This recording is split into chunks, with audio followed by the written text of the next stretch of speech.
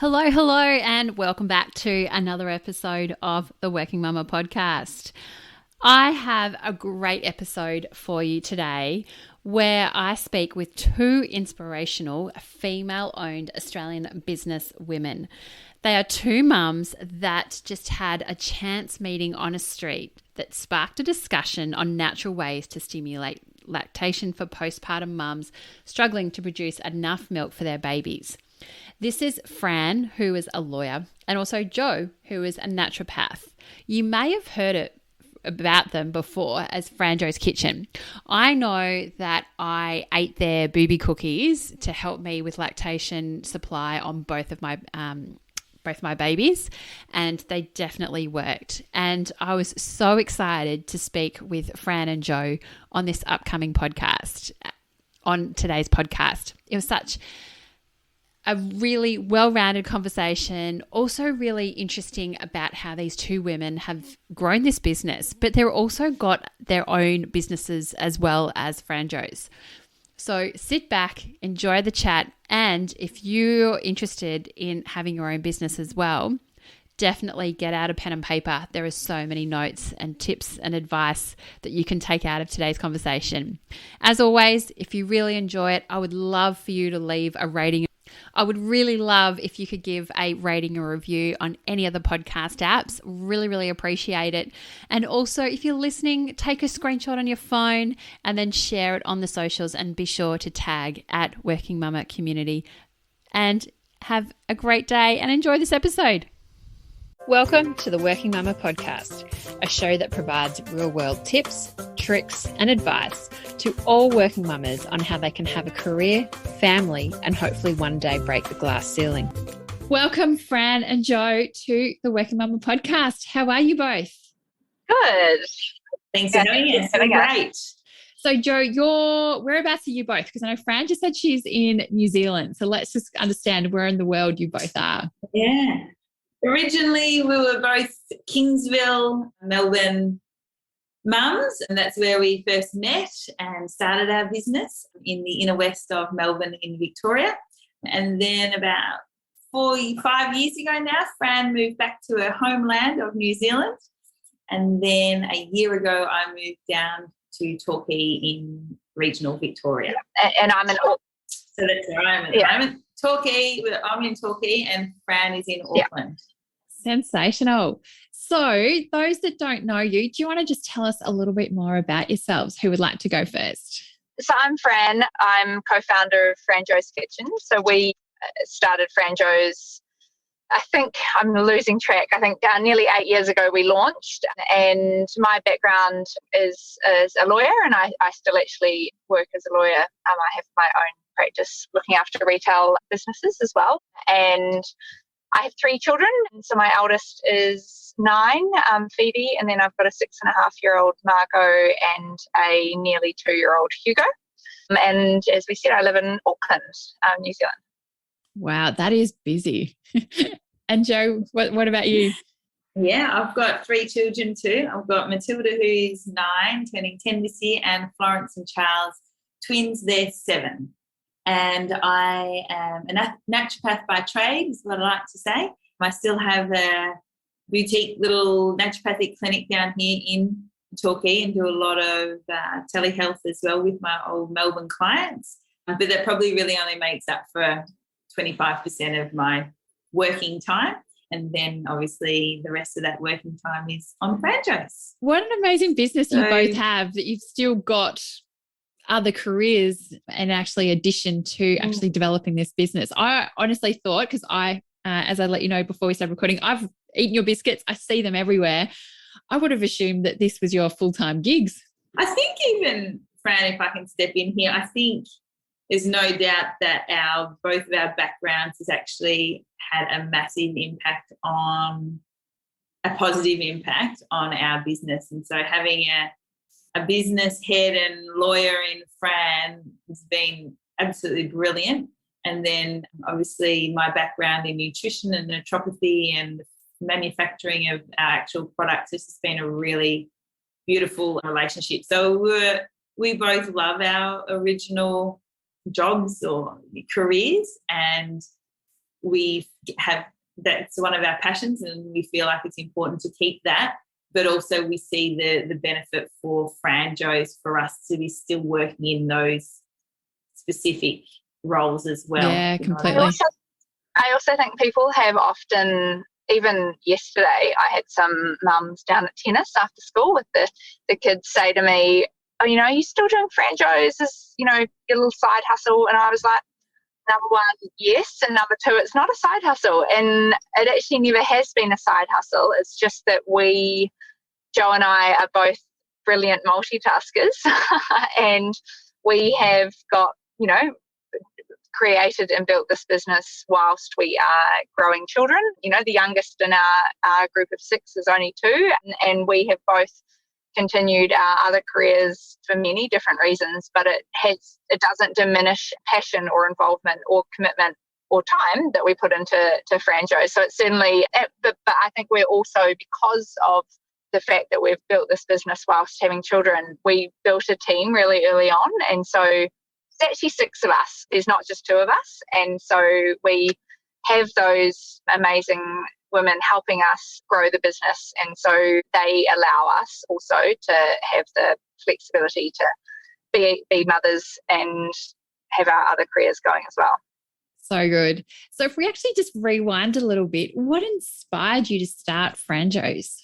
So I had my first child and was struggling. She had failure to thrive, which I love those all those medical terms that they put on us poor mothers to guilt us. And so essentially she wasn't growing very well. She was very little and she was solely breastfed. So I Googled how to make more breast milk and realised that you could eat food to help stimulate your breast milk. So I'm not obviously a naturopath or don't have a medical background, but Google told me that there were things I could do to help. And so I started making biscuits just from a recipe on the internet, and they worked. You know, it was really helping with my breast milk supply. And around the same time, and people sort of, sometimes I think don't quite believe this part of the story, but Joe and I were Joe was going for a walk, I was going for a walk. We lived one street away from each other, hadn't met each other, and we were at the lights, and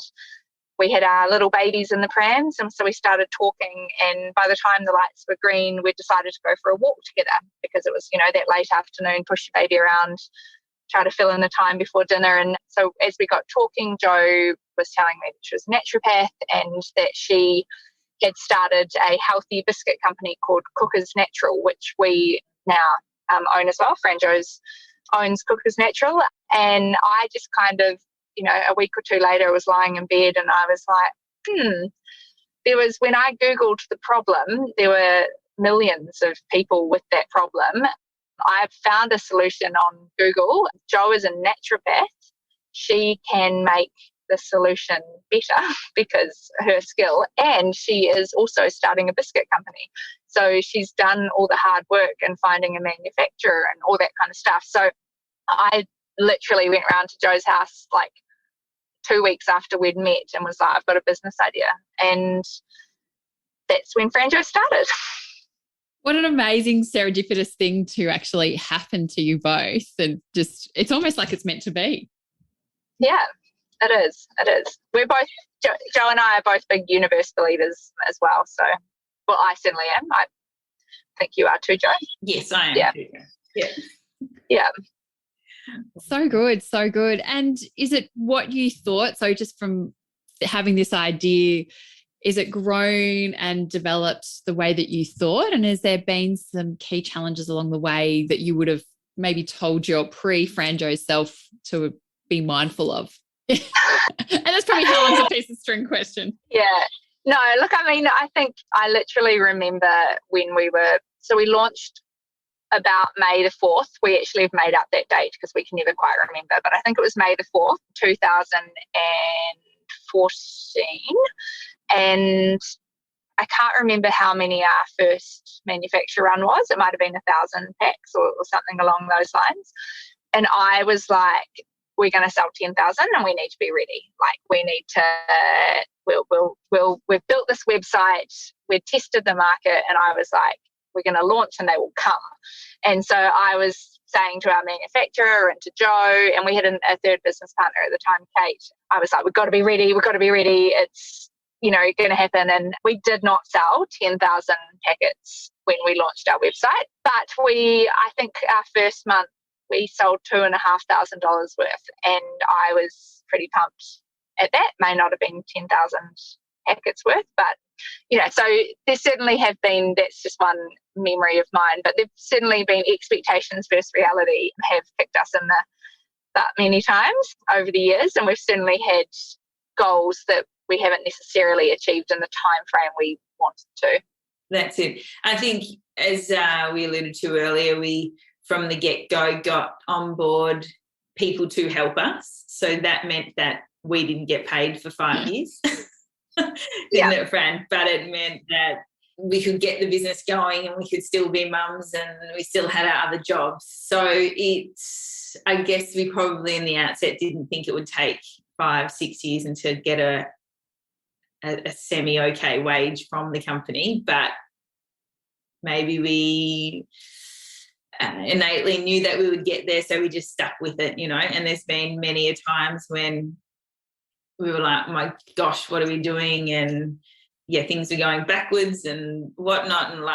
And we actually we're in a position not to close up. We couldn't do that. We just had to keep on going because we had debt and so forth, didn't we, Fran? So, it's just, we obviously didn't think that we would come across that sort of stuff, but ultimately small businesses, that's all a part of it. And we're always sort of told, small businesses, that you got to survive 10 years before you even nearly kind of have sort of made it. Do you know what I mean? We were stoked to get through those first 5-6 years, and now after 7.5 years, we feel like we're, kind of nearly sort of maybe there, we're just got to keep on, we're just going to keep on going. We've got a lot of goals ahead of us, and we know based on the previous years that there'll be ups and downs, but we've got a good solid team and a great relationship. The two of us work very well together, and I think that's what's held us in good stead and got us through those rough times, and will get us through more rough times that come. There's a lot of things of particularly say if you're women that are on mat leave that go, yep, I'm going to start my, side hustle, I say in inverted commas, or do something for myself. And people think, yep, I'm going to make it and I'm going to leave my job. I'm not going to go back and things like that. And it happens all the time. I've seen it time and time again. But as you say, reality is very different, and small business is hard. Building businesses, it's not necessarily what you see on Instagram, is it? No.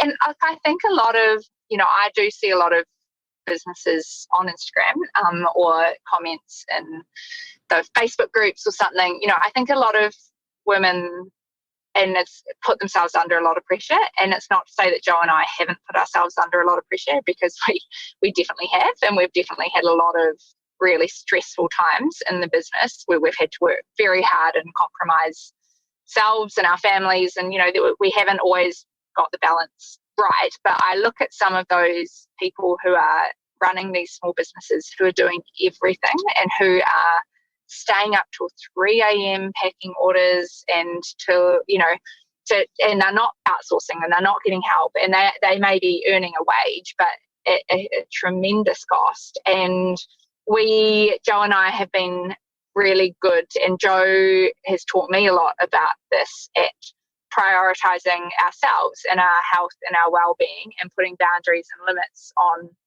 what we're capable of.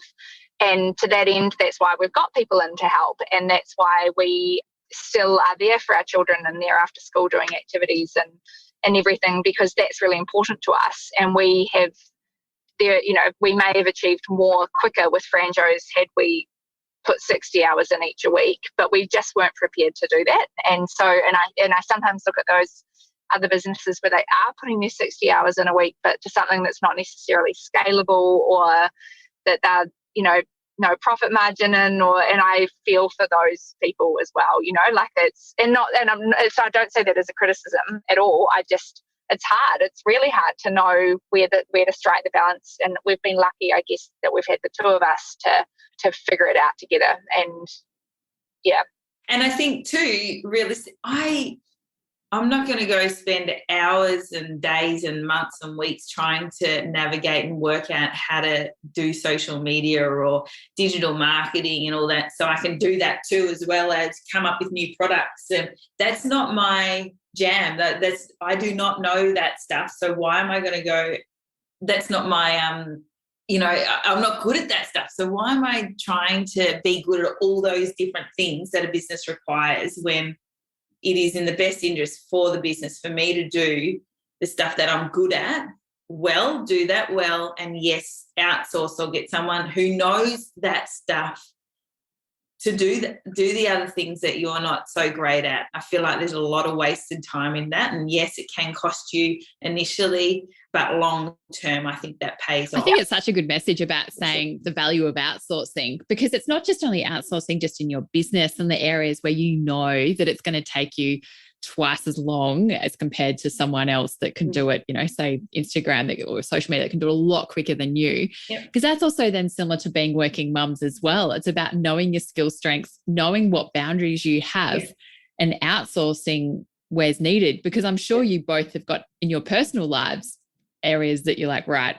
I need to outsource this component as well to help you do what you do. Absolutely. And there's, we've got two other, like one mum, we're giving opportunity to other mothers to do their work and have an income and do great things too. I often think about that our business is supporting or giving others the ability to do great things. And so we've got two amazing mums. One's doing our sales and distribution and all that sort of stuff, Emily, and then we've got Yvonne who does all our accounts. They're working busy, super busy mums, and that makes us super proud, doesn't it, Fran, knowing that we're helping other mums. And we've got another Eliza who's our social media and midwife. She's about to have her first baby, and so and we give them the flexibility as well. That's something I'm really proud of, is that they have an income and a job, but it's completely flexible and on their own terms. And Joe and I are both not probably natural people managers, it's probably, in terms of speaking of skill sets, I think neither of us are naturally people who want to be bosses, I think we're both quite independent, and that's why we've created our own independent businesses. So to manage people is something that we're both like, oh, do we have to do that? Oh no. But to that end, I guess our lack of structure around that is also something that's created a really positive working environment. And I think COVID has accelerated that for the rest of the world, but that's how we were already doing it. And we, while there are downsides to it for sure, we sometimes just wish we could all be in the same office. Is real upsides, and we're really proud of what we create for other people. Yeah, absolutely. Yeah, we've got two in Yarraville, one out of Tullamarine, one used to be in Hong Kong who's now in Sydney, Fran in Auckland, and I'm in Torquay. And we have we have two quality weekly meetings via Zoom, and that's awesome. And then we've got a really fun WhatsApp group that's a lot, mostly work, but heaps of fun too. So we are all in touch, the six of us, every day, which is really nice. But we just have to organise a get together somewhere in this universe at some point when babies and time and kids and borders reopen. And borders. Yeah. I know. I've seen the border of New Zealand. It's certainly open and shut. But I know the same thing's been in Melbourne. So lots of challenges. Yeah. Now, how do you both manage it with having Franjos plus your other businesses and family and life all together? I know it's something I'm thinking listening to you both, and I'm sure others are as well. I think words that come to mind for me are prioritization, organization. I don't like the word motivation, but so I think, and communication with the family, and everyone knows what you're kind of doing, but ultimately prioritizing the stuff that makes you tick is really important for me. So at the beginning of each week, I have a look at what I've got in terms of clients. I look at what I've got in terms of meetings for Franjos, look at what sort of the additional work I've got to do for Franjos, and plan out my weeks. So it includes time for, you know, the kids and after school stuff and my training. I love training and doing sports and things like that, and obviously work in there, and it's all about planning and being organized for me, I think, and communicating with Fran and the rest and the team, but mainly Fran, and letting her know, hey, I'm having a really tough time here or stressful family time, and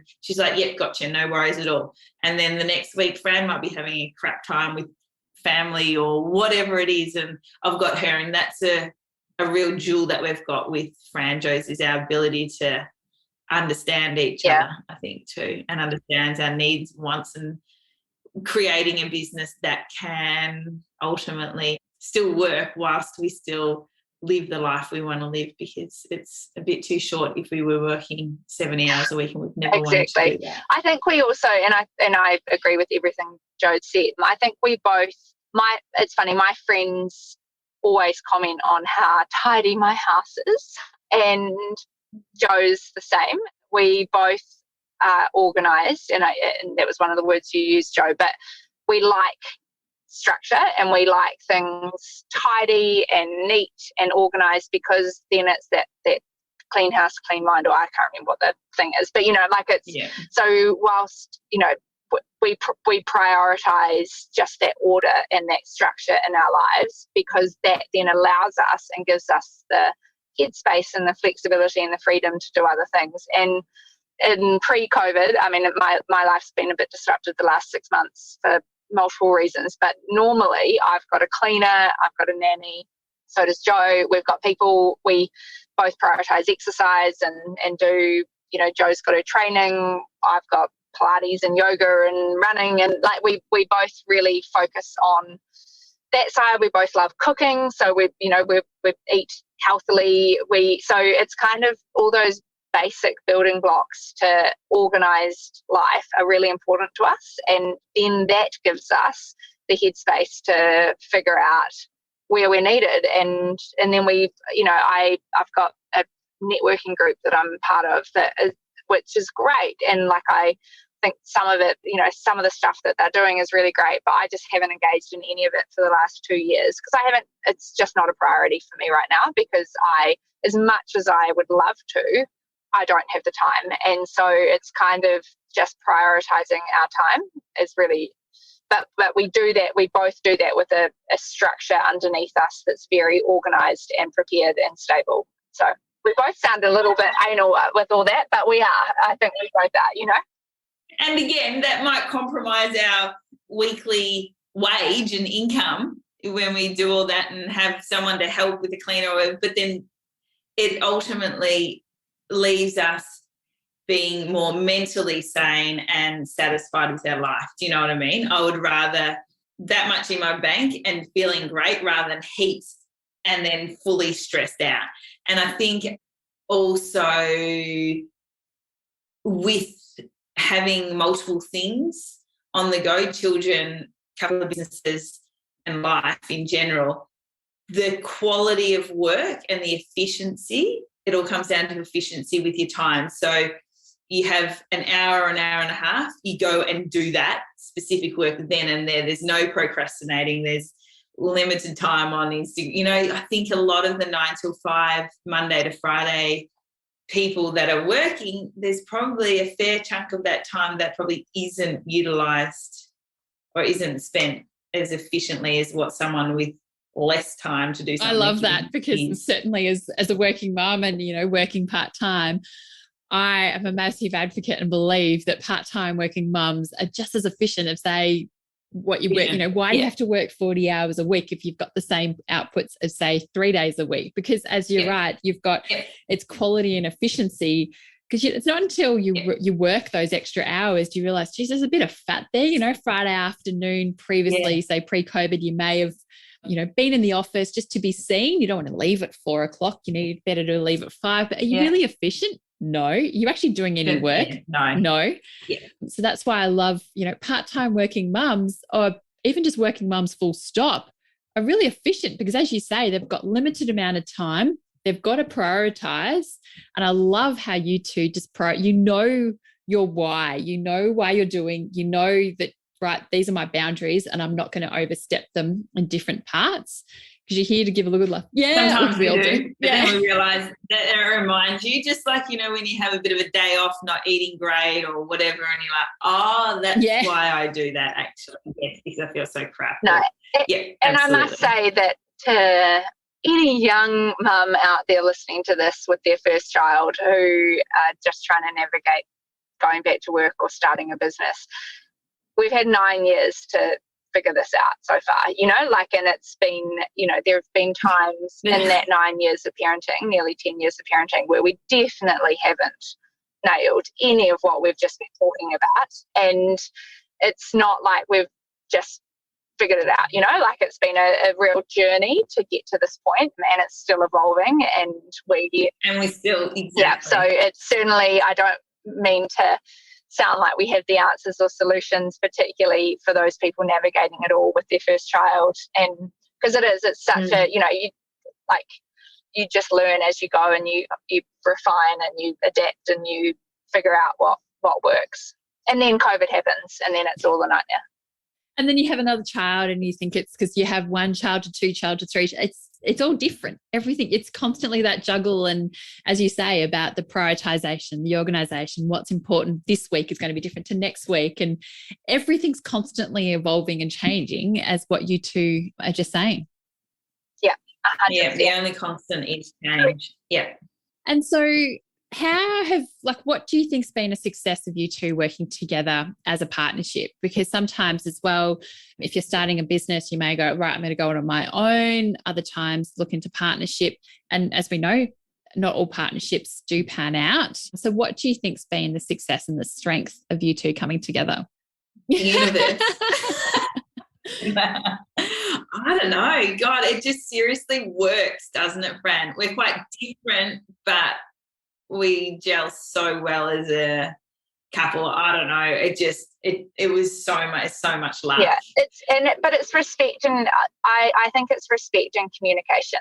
We really respect each other, and we communicate really well with each other. And again, that's an evolution, but I think that communication part has evolved, but the respect, we both, I like to think, are really respectful human beings in general, with, and I think we're both really kind human beings.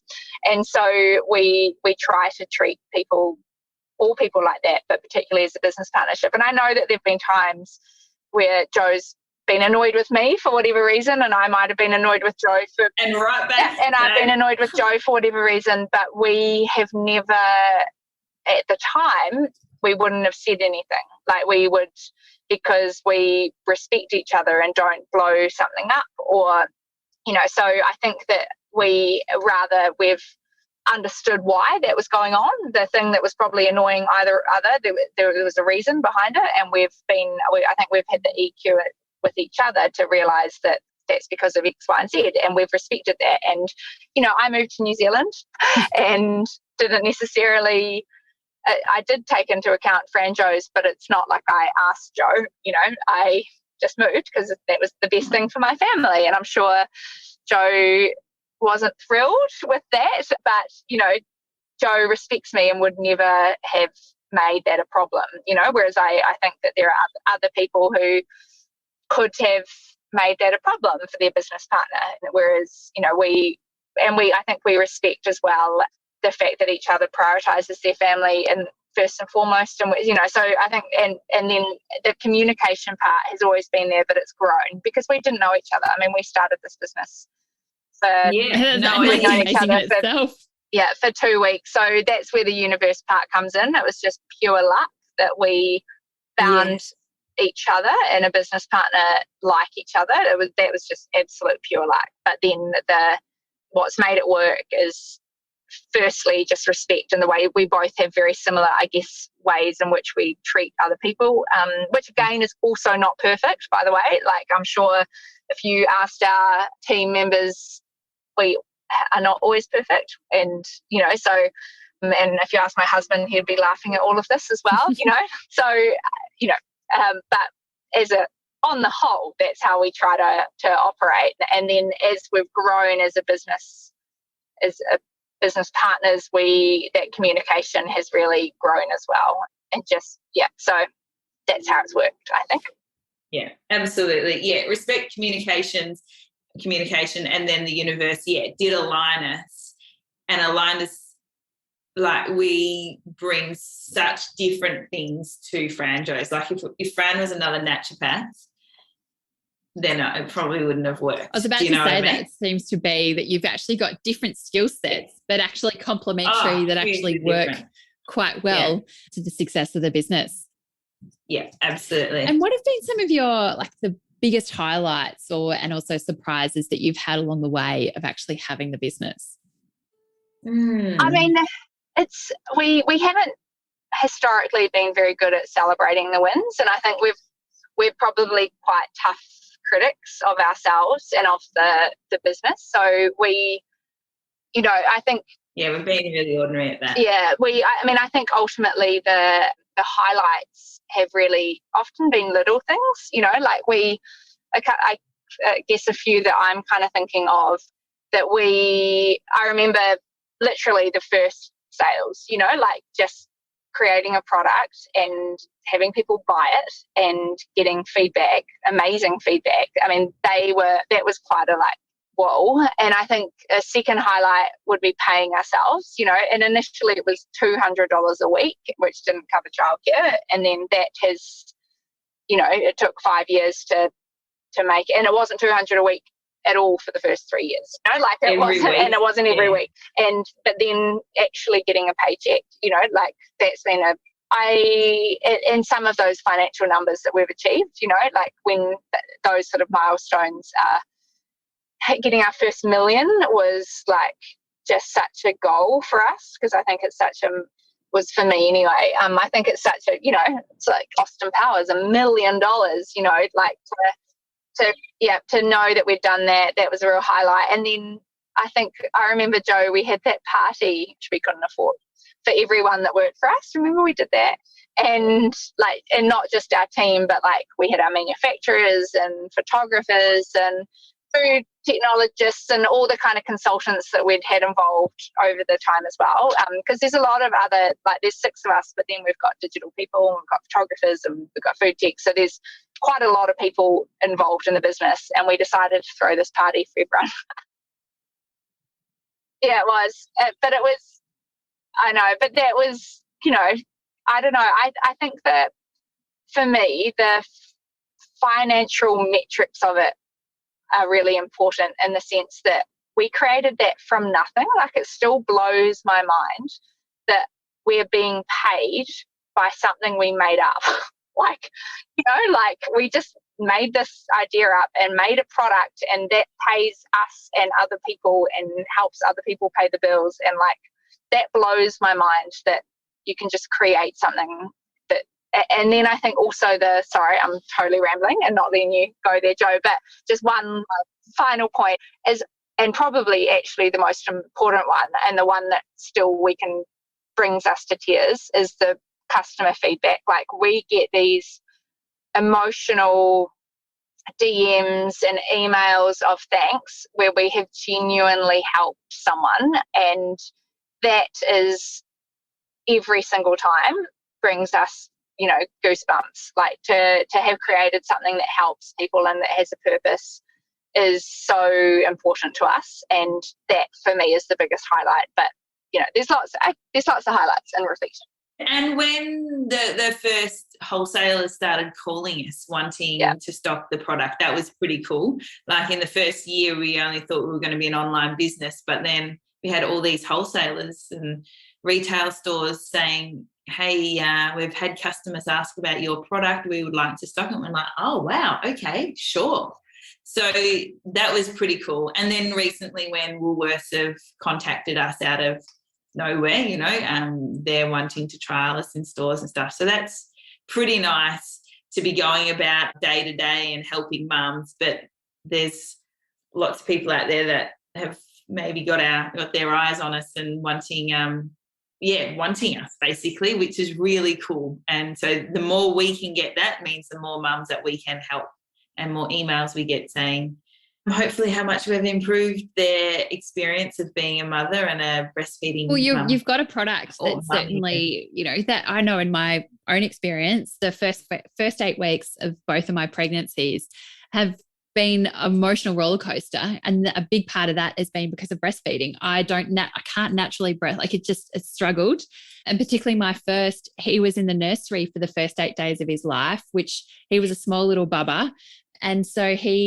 I struggled with breastfeeding at the start, and that's why I am one of those mums that did use your cookies to help with the breast milk supply and things like that, and it did make a difference to me as well, because it's like you as a woman, having a baby, it's one of those things you see in society. Yes, you should be able to breastfeed and you should just naturally produce milk and things like that. And it's a real big struggle, I know, for a lot of people out there. And it's things like that, what you're developing and your range of products now that can certainly go in, because being a mom, it's tough. It's, early on, and particularly that first child, it's an emotional roller coaster, as I said. And something like just a little cookie can help give you some of that mental break. It's life-changing. Yeah, absolutely. And that's why we obviously ultimately lactating products are there really to help take that pressure off what is a considerable stress on most mums' lives, which can help. But also why we developed the motherhood range too was for mums that maybe aren't breastfeeding, but of course for those that are, to help more on that for them mentally, because we know how much of a struggle it is, and it's not talked about that much, unfortunately. But every mum, or most mums, are exhausted, full of brain fog, have got no sleep under their belt, and are trying to do something that is like a marathon event on very little sustenance. Hence why the motherhood, we're super proud of that product to help all mums, not only just in their early days of being a mum, but long term for their energy and brain function and mental health. So good. Now, are there any final hints and tips? I know this might be, again, a bit of a how long's this piece of string question, but any other hints and tips that you've got for someone that may be thinking about starting their own business, that is a working mum or going into partnership? Is there any other final hints and tips that you'd give? The one I always give is just patience, resilience, and hard work. Like it just doesn't come quickly or easily. It's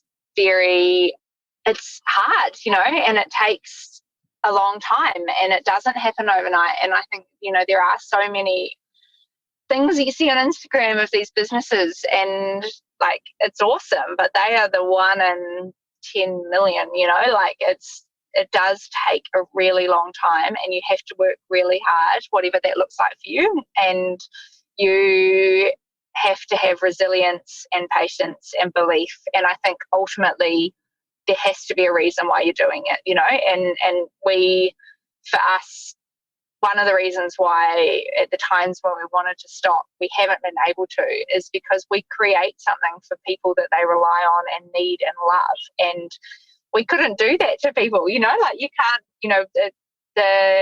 we know that we're solving a problem, and we know that we're helping people, and that's really important. And also we couldn't do it to our team, we couldn't.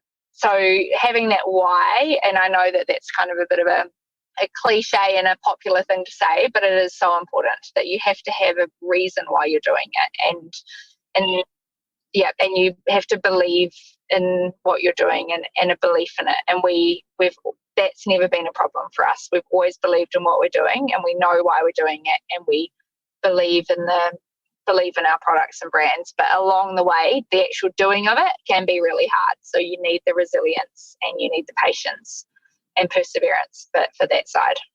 And follow your gut. You'll get lots of people that give you lots of different advice and so forth, but ultimately you actually really know deep down what ultimately to do. And that's what Fran and I have had a lot of people give us advice, but mostly 99% of the time we've come back to our original thought and did what we were going to do anyway. We have had so many times when we have gone to people for answers, like, so whether we've gone to business advisors or accountants or mentors, or we've been over the years been quite good at reaching out and getting people's opinions and advice, and whether they're professionals or friends or whatever.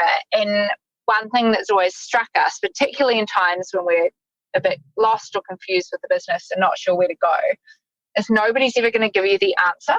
Like, nobody's going to tell you what to do, because it's your business and you know what to do. It's great to get sounding boards and feedback, but if you're starting a business and hoping that other people are going to give you the answers or tell you what to do, it's not going to happen, because it's your business and it's your baby. And so that's something that it took us a wee while to learn. We always just wanted the answers. We wanted someone Joe and I wanted a boss. We wanted someone to tell us what to do. And we finally realized that we were the ones that knew what to do. And from a holistic, level, we knew what to do. And following our guts has served us really well. And we're both quite quick decision makers. We don't agonize over things. We just kind of get on with it and make a decision and do it. So useful. Now, what do you both do for self-care? Do you want to go first, Jo? What do I do for self-care? I love running and riding and swimming and yoga. I do some triathlons and that sort of stuff. So that probably makes up 90% of my self-care. Obviously, being a naturopath, it's really important for me to eat well, and I notice when I don't. So eating well is really, really important for me. Taking my supplements is really important. Those three things are the biggest, or the day-to-day things. But also just as important actually is just not carving out time for Flo, Chaz and Matilda. And even if it's just one mum told me years ago, they only need 5 or 10 minutes of your total 100% time. And so often when I feel like I've been doing other things or trying to be with them, I'll just really make an absolute effort just to sit down and do 5 minutes of just chatting with them while they're playing Lego or doing it with them. That's really important. Yeah. That's those. Yes, so good. That's great for self-care. And what do you do for self-care, Fran? So exercising is really important to me as well, and eating well. So I'm the same as Jo in that I really notice if one of those balls drops, and getting enough sleep. I've done a lot of work on sleep, including seeing psychiatrists and psychologists, because sleep is so important. So it's that kind of fundamental base: eating well, exercising, sleep, like non-negotiables. And when one of them drops, kind of the wheels tend to fall off. But the other things I probably do, I'm really love my friends. So I spend I do a lot of, which, I know Jo does too, but I spend, I'm very social. So I love seeing my friends and so just that kind of quality time with friends and my family is really important to me as well. So yeah, but then, and also like massages and facials. So, me too. So all the really nice, relaxing things you got to do. Yeah, all the good things in life. But I mean, it's those, as boring as it is, and when I've had trouble with mental health over the years, the fundamental basics of eating well, sleeping well, and exercising are actually the foundational building blocks for a happy life. And that is something that I have learned over the years. And you sound like a naturopath. That's very good, Fran. Very. I know, but yeah, I still do love a wine or a gin and tonic. Don't we all just for our sanity? Yeah, exactly. But but I try not to. Monday, Tuesday, Wednesday, sometimes Thursday, I try to not do that, because I know that that's ultimately not actually helpful. So which in the past maybe I did think I probably did a little bit too much self-care in a wine bottle, and I don't. That is actually ultimately not conducive, so yeah, it's all a bit boring really, but whatever works as if you're working mums as well. So we've all got our own path and our own story, and do what's best for you. As what you said earlier, you know your business, yourself, works for you. So thank you so much, ladies. How can we get a hold of your latest products, and even if people haven't tried your lactation cookies, how can they reach out to you? Well, obviously the easiest place is our website, which is www.franjoskitchen.com, but we have thousands of, well, not thousands, we've 1,000 amazing stockists across Australia and New Zealand who we would love you to support, because it's been a really tough time with COVID. So you can jump on our website to have a look at who they may be. It's always good to phone ahead, because businesses have changed a lot over the last couple of years, and we do our best to try to keep the website up to date, but it's not always successful. And then from end of March, if you're in Double Bay in New South Wales, please go into Woolworths Macro and support us, and because that's really exciting for us, and hopefully a few other Woolworths Macro stores over the next few months. And and then if there's anywhere you'd love to see us, please let us know, and you can follow us on Instagram as well at Franjo's Kitchen, and talk to us. We'd love to hear from you. Well, thank you so much, ladies, for the chat today. I know it's been really insightful about having a small business and really growing and thriving, and some of the hurdles that you've overcome along the way.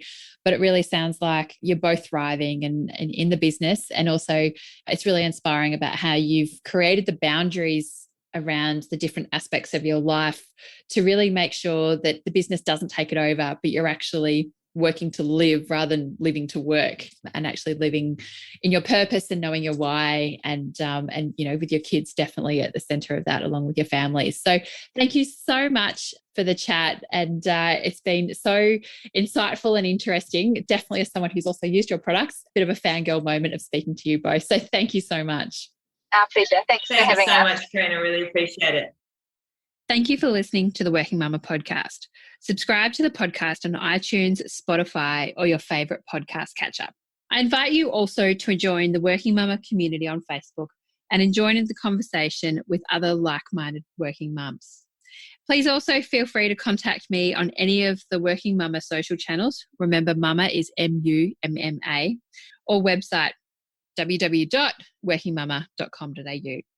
I would appreciate you to share this podcast with friends and colleagues, especially those that are parents managing the juggle.